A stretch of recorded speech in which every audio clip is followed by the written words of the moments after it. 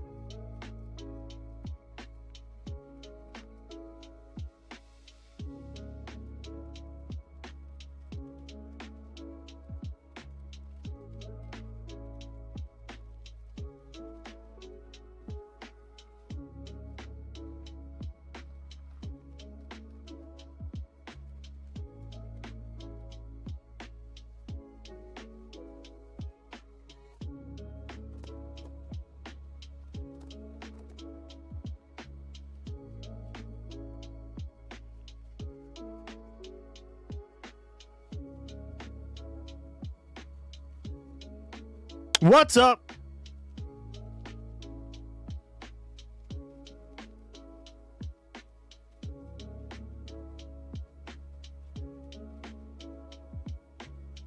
That's right. I'm back.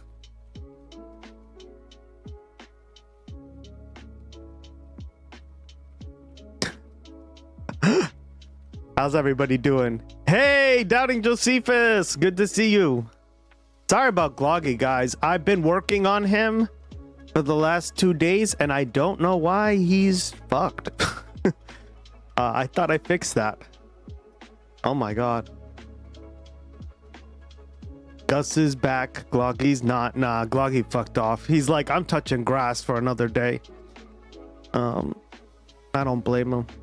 You got so tan? Oh my god. I did. I got a lot of sun. I got like,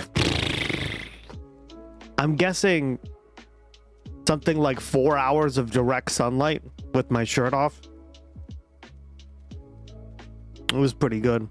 Not like from 12 to 2, right? Because I told you don't do 10 to 2, but yeah.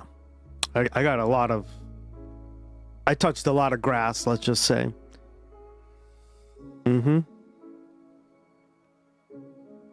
How's everybody doing? You have a ring tan? No, I take my rings off when I tan. My earrings too, just in case. Yeah, guys, so good to see you. I'm so happy to be back. I'm not happy that Gloggy's not working because I wanted you to see the new stuff I was working on with him. I have a serious watch tan. Yeah, you do. We missed you. Aw, thanks, Living Lily.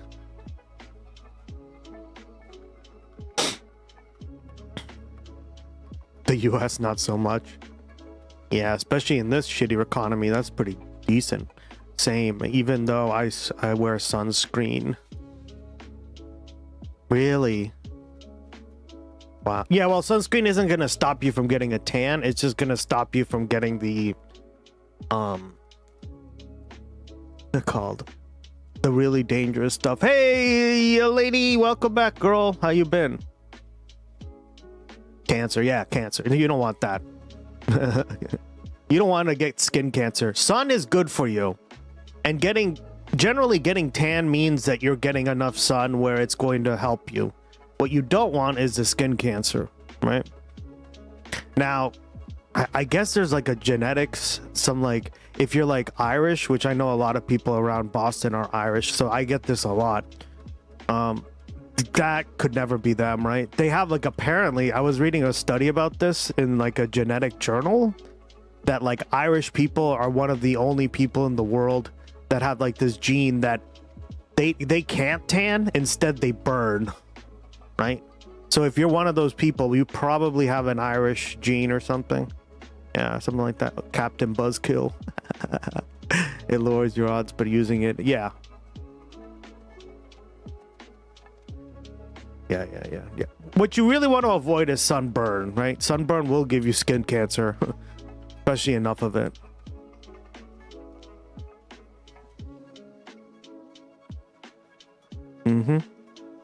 But thank you. I'm glad everyone noticed. Yeah, I feel much better too. Like I told you guys, when, like, especially during the winter, I feel like, ooh, like it is gloomy here because of this shit. It lowers your odds by using it. Cool. But who'd wear it if they're going into the sun, though? That feels disgusting. Yeah, I kind of see your point there. By the way, I think it's working now. Test it out.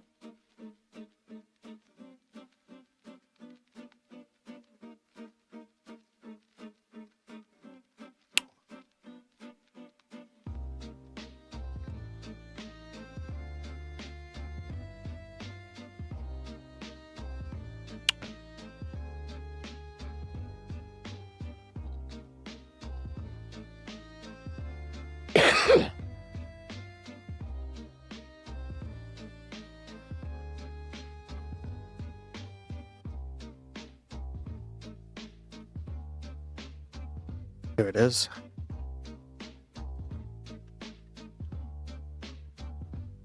The new feature I was working on.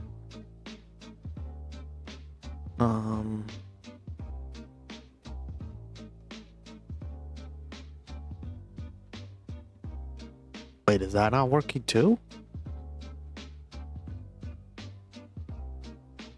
Oh shit. So it isn't. I think it is Twitch. Hold on.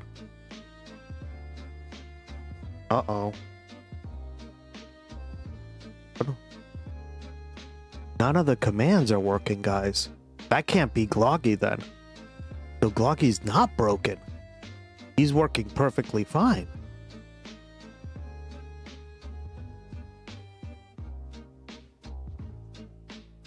Because Gloggy doesn't run those commands.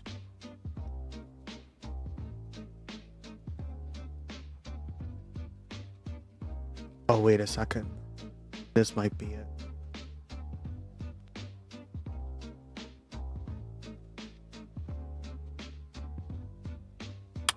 I think I figured it out.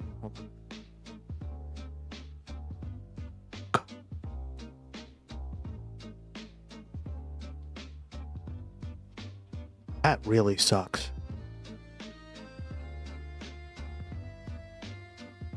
I'm gonna have to probably reach out to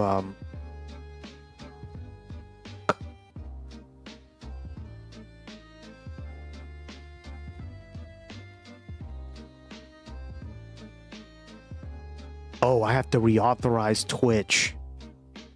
Oh, that's why. Okay. Whew. I was like, there's no way Gloggy was broken. Because I didn't really, like, all I did was change the community stuff. Okay, well, that's good. Thank you, Elaney, for... Nobody did the fish thing to chest. Ducky, God, that was your job! I blame Ducky. All right, let's see.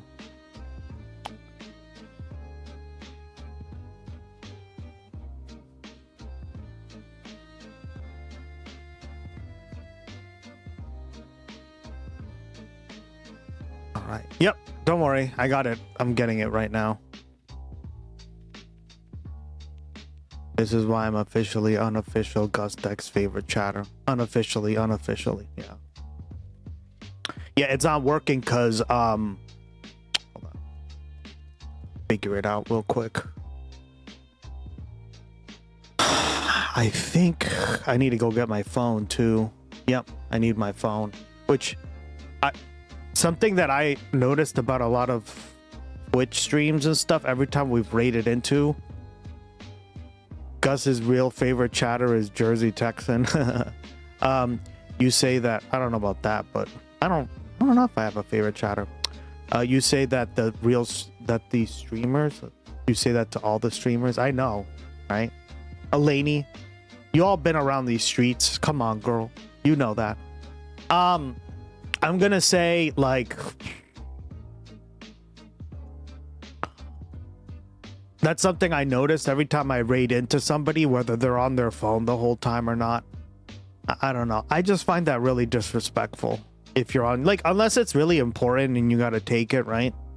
But I've noticed a lot of, like, streamers are just on their phone the whole time, and it's like, I don't know, are you streaming? Are you trying to, like, interact with your audience, right? I guess not everyone's stream is like that, but that's just personally how I feel, right? Like, I take it very much like a job, so I try not to do that. I thought it was me. Yeah. I don't know, guys. I think we might have a new favorite chatter in chat. I think you know who that is. Unironically, I think it's Ice Beans because she drew Gloggy. Ice Beans is pretty cool. I do love Ice Beans.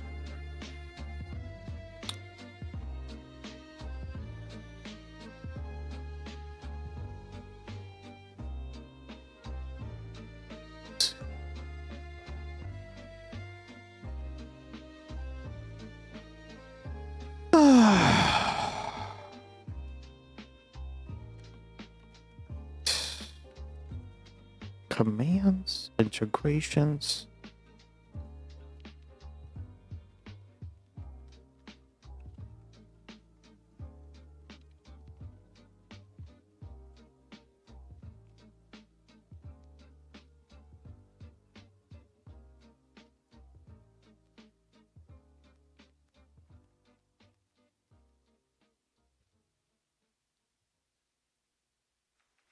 All right, cool.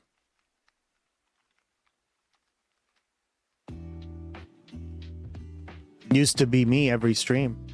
Yeah, Elaney. You were one of my firsts. I remember that. Elaney used to blow up my chat left and right. Now, when anybody more than 3 people come in, she leaves. Which means she'll leave any minute now. Oh, Elaney, you're so funny. I noticed that like you guys are lurk, yeah. It's my ADHD, yeah. I get it. I don't know. I think you should probably play a game or do something in the background while listening then. Right? Play some music maybe. You got to figure that out for yourself, girl. Get some medication maybe, right? Help you get although with this shit healthcare, how do you expect that? Blue Room! What up, my goat? I don't know. I think Blue Room might be my new favorite chatter now. I don't know if I have a favorite chatter, guys. I like you all for different reasons. Let's see. Wow, I'm not even logged into Twitch. That's no wonder.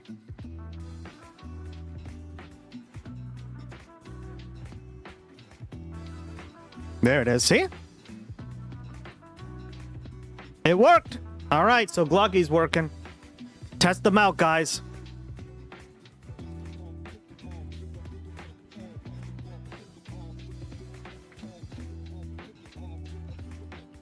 Yeah, logging into Twitch might help. Well, it's because you have to re-log in when they do the update. And I didn't know that, so I was like, eh. Again, I'm never on Twitch, so it's like, fuck am I... Like... All right, let's see. Oh, fuck. Yeah.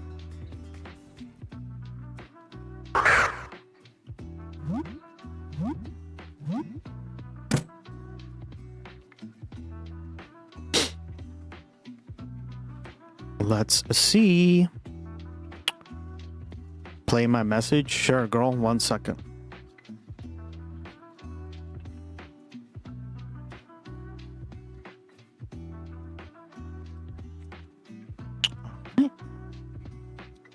Looks like it's working. Yeah, everything.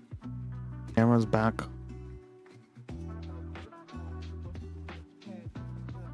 Oh, sorry, I forgot to turn on Gloggy again. That was my bad, dude. You can try again. Don't do 34 times, though. That's gonna take too long to fucking get through. I want to do something quick. Just to make sure he's working. All right.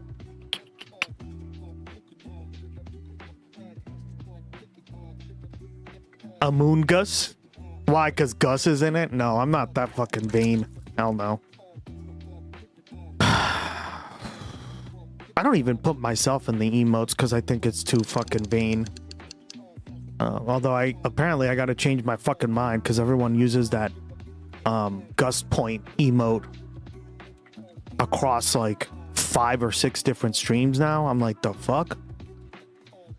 I checked the 7 TV stuff. And I was like, damn, what the hell?